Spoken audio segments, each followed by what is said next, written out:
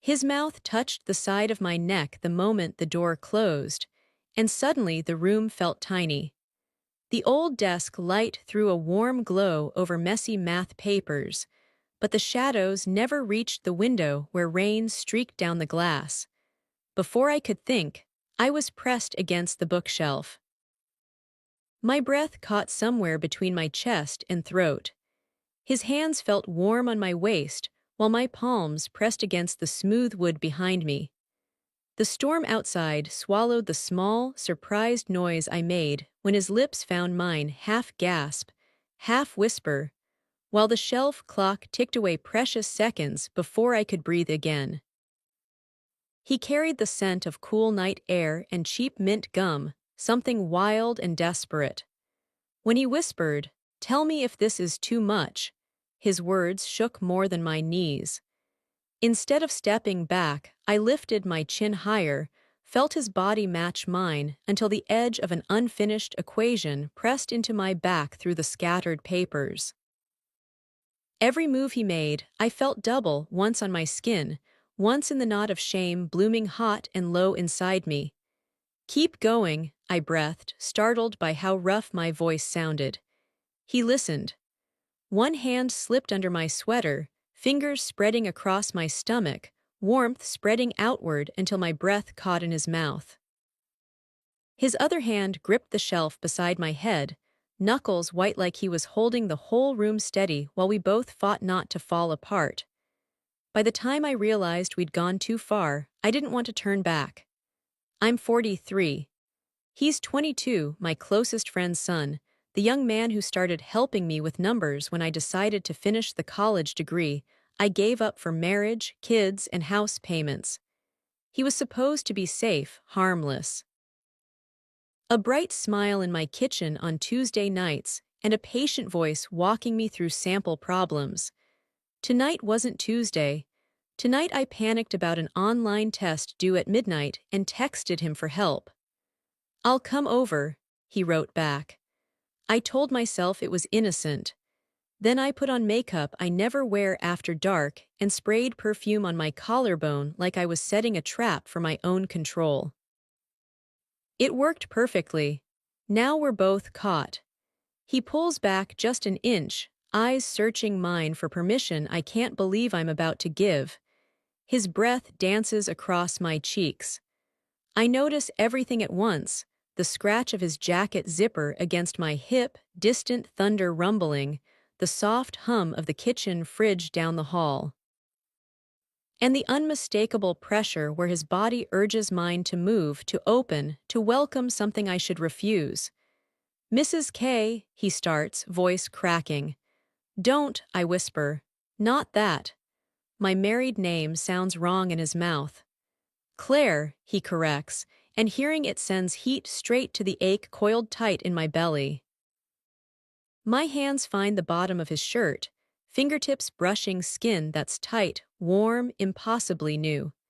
He shudders, forehead dropping to my shoulder, and I feel his heartbeat hammering against mine. The lamp flickers when lightning flashes bright enough to throw our shadows huge across the wall. For one breath, I see exactly what we are, a woman old enough to know better, a man young enough to think wanting is reason enough. "What are we doing?" he asks, voice rough. "Destroying something," I answer, though I don't know if I mean my friendship, his future, or the empty marriage waiting upstairs. Maybe all of it, maybe more. His fingers move higher, tracing along my ribs. I grip his shoulders, thumbs brushing the soft hair at his neck. We sway without meaning to, finding a slow rhythm that feels like confession turned into movement. My back arches off the shelf, wanting more. He answers with a low sound I feel more than hear, chest vibrating against mine. Guilt crashes over me, but desire won't let me drown. It lifts me, pins me between wood and heat, and the shocking truth that he wants me. Me, whose husband hasn't kissed her like this in years. Me, who dresses to hide soft places, who fills her days with errands so she doesn't have to measure the gap between what she dreamed of and what she settled for. His mouth moves to my jaw, slow but shaky like he can't decide if he's allowed to taste me. I turn my face, catch his lips again, answer for him. The kiss deepens wet, trembling, urgent, and I taste the mint, the storm, the reckless promise of youth colliding with middle-age hunger. Down the hall, a floorboard creaks, just the house settling, but we both freeze. His hand stops beneath my sweater. My heart slams once, twice before finding its rhythm again. The danger thrums in my ears. Anyone could drive by and see his car in our driveway. My husband could call. My friend, his mother, could text to check if he made it home safely in the rain. What would you do if the person who made you feel alive again was young enough to be your son's friend? The answer lives in the heat pooling low in my belly, in the way I spread my fingers across his back and pull him closer instead of pushing away. Lightning flashes again. He whispers, "Tell me to stop." I don't. I bite my lip, tasting copper, and nod once. Permission or surrender, I'm not sure. He lifts me, guiding me toward the couch covered with textbooks, moving with a gentleness that makes me tremble more than any roughness could. When he lays me down, the leather sighs beneath us, and I feel every inch of space closing until there's no room left for common sense. His weight settles carefully, and I arch to meet him. Our breaths mix uneven, desperate. When he presses closer, I feel all of him, the impossible newness of him, and a sound escapes my throat that I've never made for anyone. We move slowly, finding a rhythm that hurts just enough to prove it's real. Every shift, every inch brings a gasp, a whispered name, a muffled moan buried in his shoulder. My fingers curl in his hair. His hand slides beneath me, lifting, guiding, teaching my body to remember something it thought it had forgotten. Outside, rain drums harder against the window, as if the storm wants in on our secret.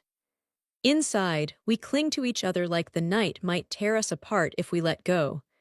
And somewhere in the heat and hush, I realize the line I swore I'd never cross is gone. Erased, replaced by his breath against my ear, by my name on his tongue, by the tremor in my thighs. When he pushes just a little deeper, a little slower, I break beneath him and forget the cost for one shuddering, stolen moment. When it's over, neither of us moves. His heartbeat thuds against my chest, matching mine. Our clothes are half on, half off. Our sanity the same. He lifts his head, eyes wide with something like wonder and terror mixed together. I smooth a shaking hand along his jaw. "We can't stay here," I whisper. But neither of us reaches for clothes. Neither of us checks the window. We just breathe each other in, shutting out the world for 1 minute more. And deep inside, I know this isn't a mistake I'll fix tomorrow. It's the start of something I might not survive and can't live without. Before we go deeper, do me a favor, hit that like and subscribe button. These stories aren't for everyone, but if you've made it this far, you understand.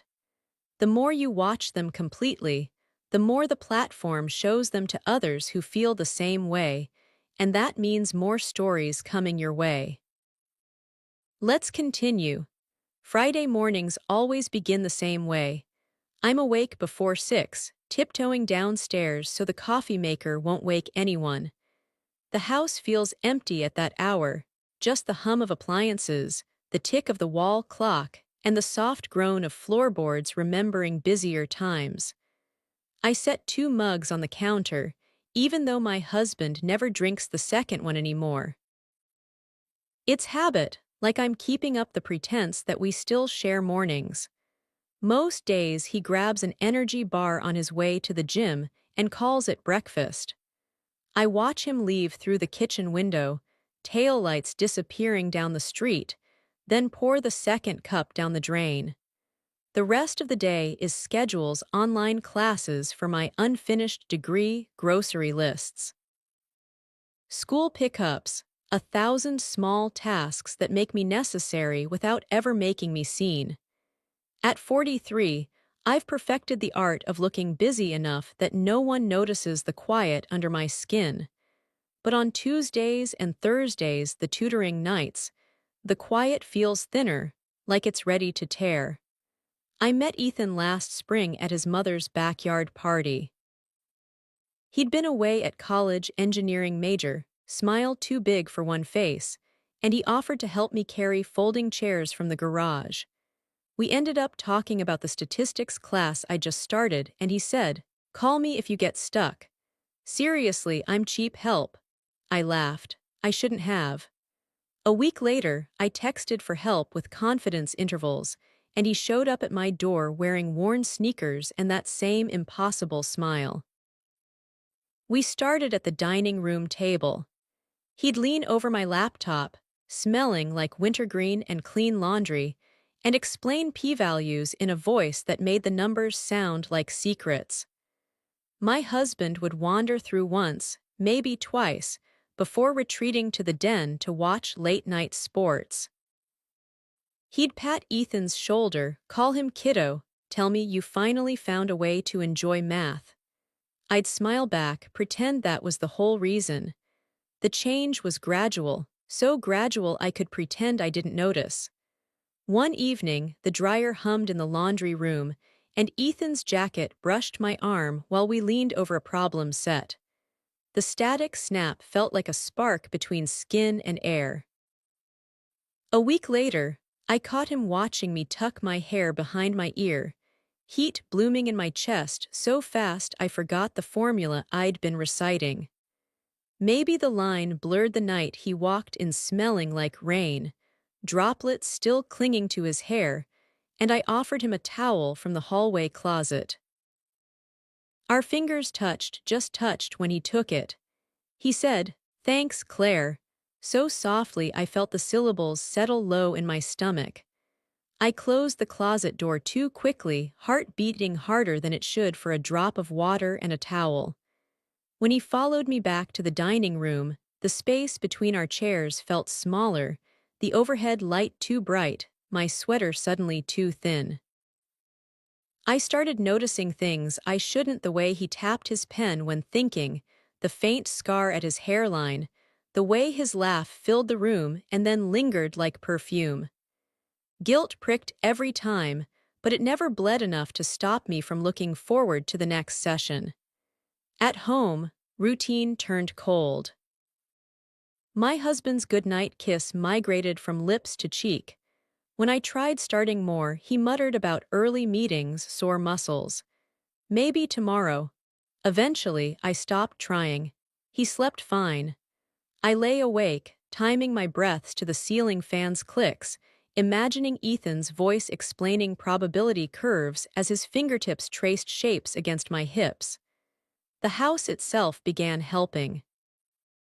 One Thursday, the heater broke in the dining room, so we carried our notes to the kitchen, setting up at the island, lit only by the fridge bulb and the microwave's glow. I made us tea. He told me green was healthier. I teased him for sounding like my daughter's health teacher. We laughed too loud for the hour. When the kettle whistled, steam fogged my glasses, and he reached out, thumb on the rim, finger against the handle to steady the mug in my hand. I felt the press of his skin through ceramic and knew I should step back. Instead, I watched a droplet slide from his hairline to his jaw and wanted desperately to catch it with my tongue. He never crossed the line first. He always waited, eyes lowering, voice quieter, until I shifted a little closer, until my question about chi-square drifted into a confession about feeling like a ghost in my own marriage. He listened, nodding, brows knit with earnest concern too old for 22. When he finally said, "You deserve more than that." I looked away so he wouldn't see the tear I blinked back. I told myself the ache was harmless because nothing physical had happened. Yet every time he left, the house felt colder, and I'd linger in the doorway, breathing the last of his scent, ashamed of how long I stood there. Late at night, I began rereading our text messages, thumbs hovering over the keyboard, wanting to type something reckless and deleting every draft. The night of the storm changed everything, but it didn't come from nowhere. It was born here, in Tuesday kitchens and hallway whispers, in the hush between us when the rest of the world seemed to fade.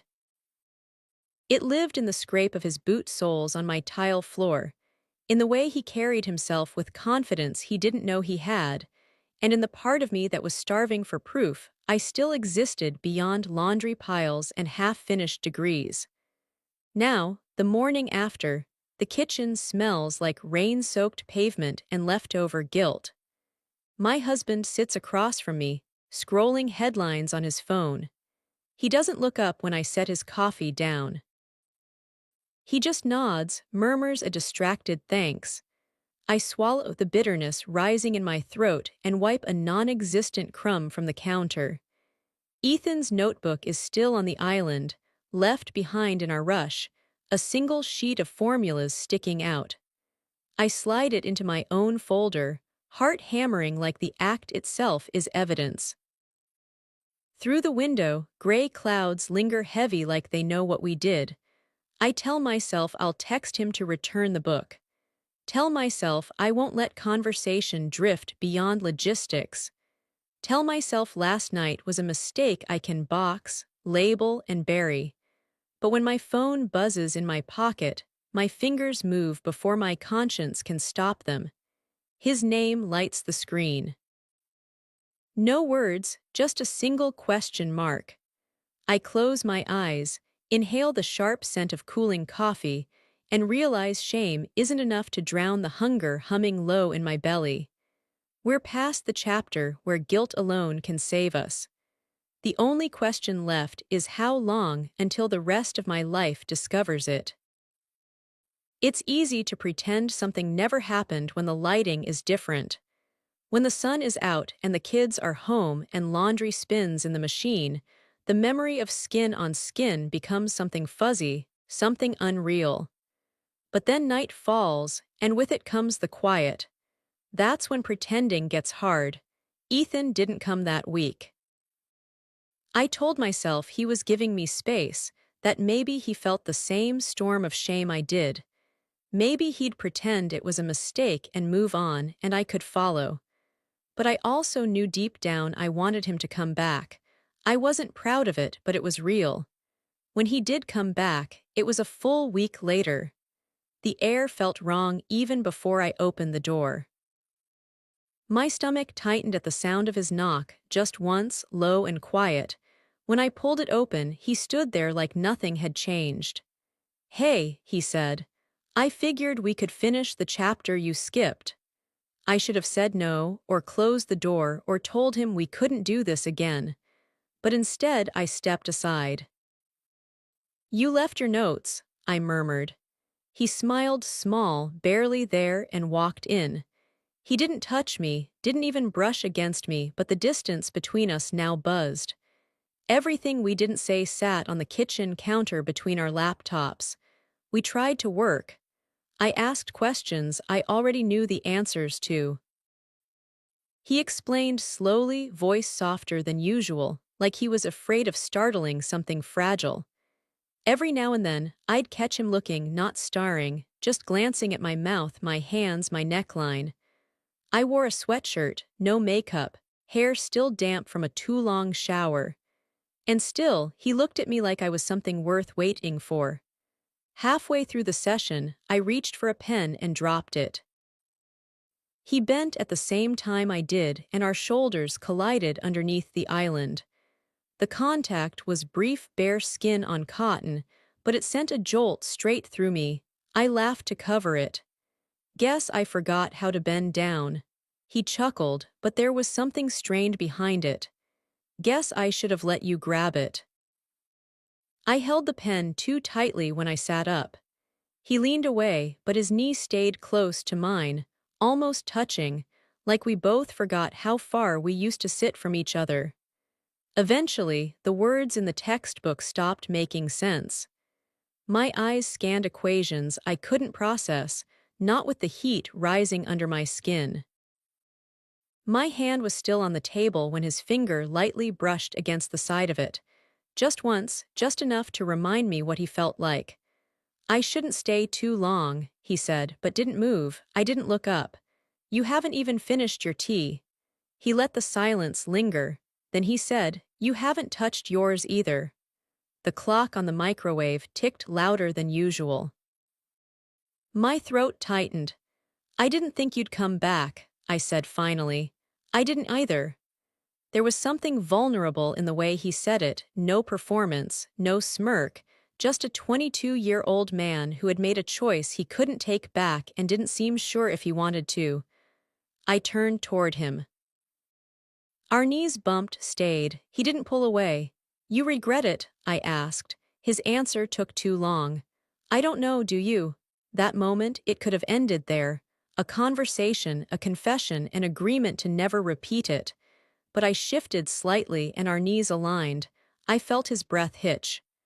I regret what it means, I whispered. Not what it was. He nodded like he'd been waiting to hear that. Yeah, me too. We didn't kiss. We didn't touch again. We just sat in that narrow space between denial and surrender, pretending to focus on derivatives while the tension wrapped tighter around us. Later, as he stood to leave, he hesitated near the door. I don't want to mess your life up, he said. I almost laughed. It's already messed up, you just noticed. He opened the door and paused under the porch light.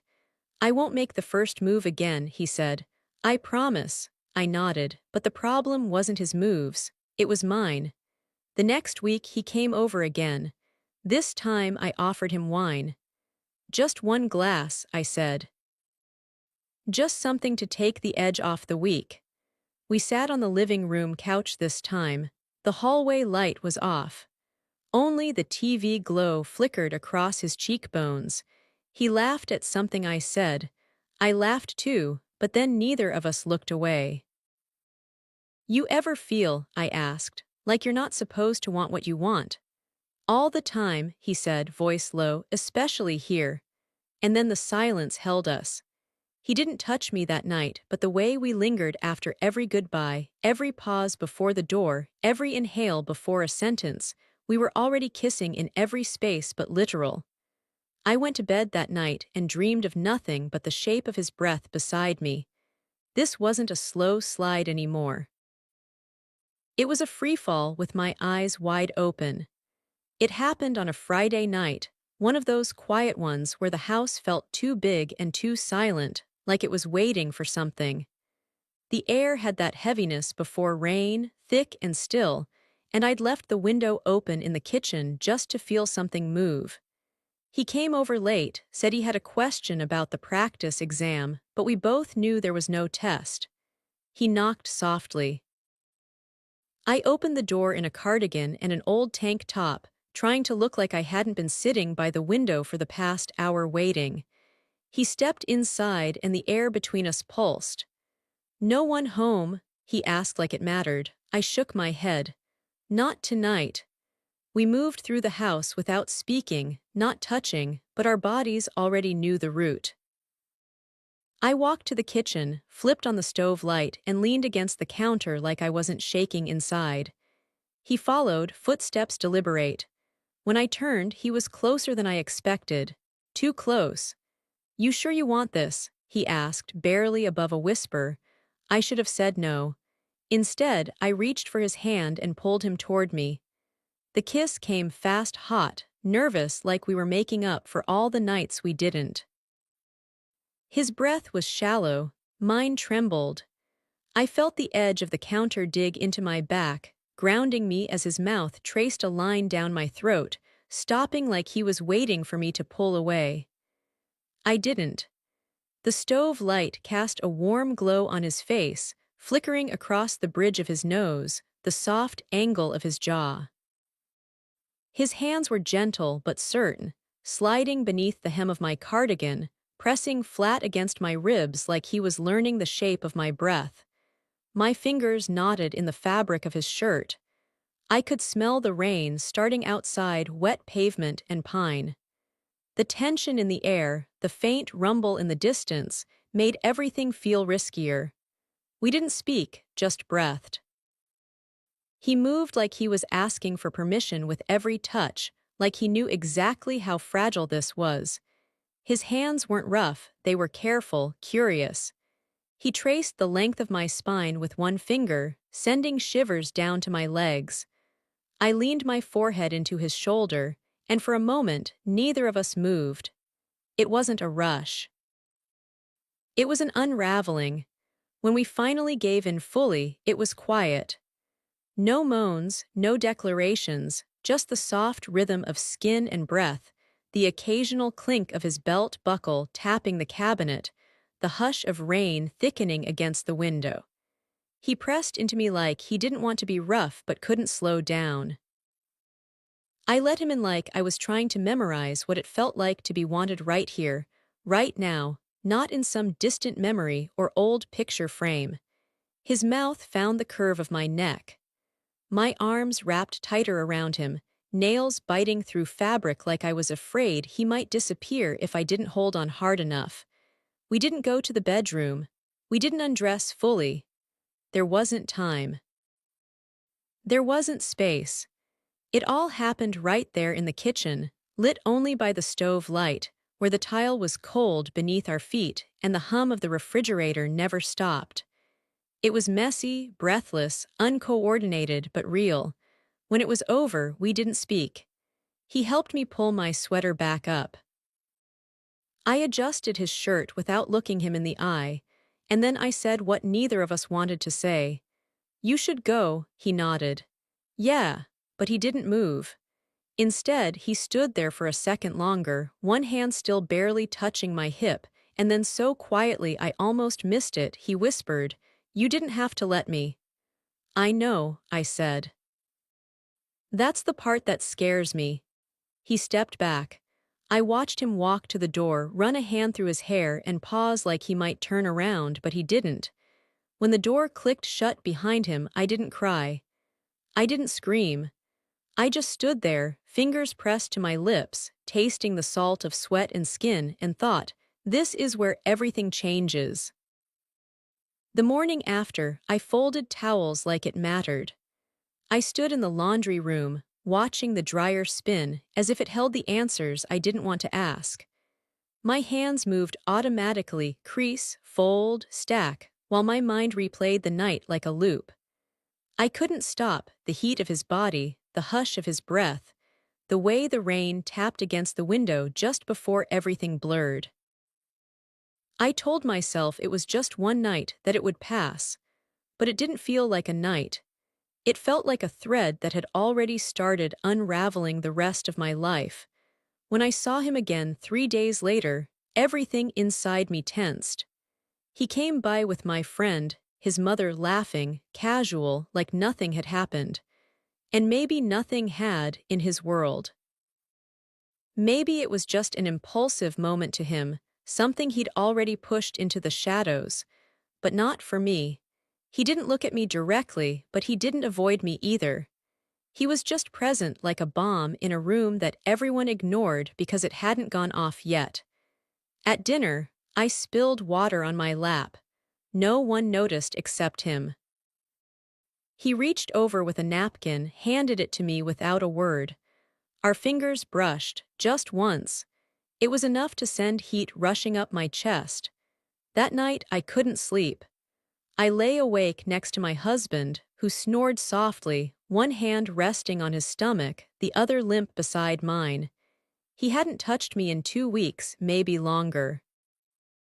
And now any touch at all felt like a betrayal, even this, the soft, accidental graze of his wrist against mine. I turned onto my side and stared at the wall until morning. The guilt didn't hit like thunder. It crept like fog, quiet, steady, and inescapable. I began avoiding places where I might see him. I skipped social gatherings. I pretended to be sick when his mother invited me over. I didn't want to be near him, and I didn't want to not be near him either. That was the worst part, how I still wanted him. Every time I heard his name, my breath caught in my throat. Every time my phone buzzed, I thought it might be him. And when it finally was, I froze. "Are you okay?" That was all the message said, but it undid me. I typed and deleted replies a dozen times. Finally, I wrote no, but I will be. I never hit send. 2 days later, we ran into each other again, unplanned, of course. I was leaving the market, arms full of groceries. He was walking in. We stopped inches from each other, the automatic doors opening and closing behind us like breath. "Hi," he said softly. I nodded. "Hey." We stood there, suspended in a moment we had no idea how to carry. "Can we talk?" he asked. I shook my head. "Not here." He looked down. "I didn't mean to mess things up." "You didn't," my voice cracked. "I did that on my own." He reached out gently, touched my elbow. I flinched not because it hurt, but because it didn't.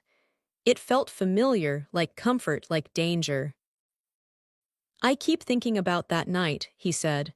"Not just that, everything. The way you looked at me like I wasn't a mistake." I closed my eyes. "Stop." "I can't," he whispered. "Can you?" I couldn't answer because the truth was I had replayed every second, every glance, every breath, every sound until I wore it thin. And still I craved it.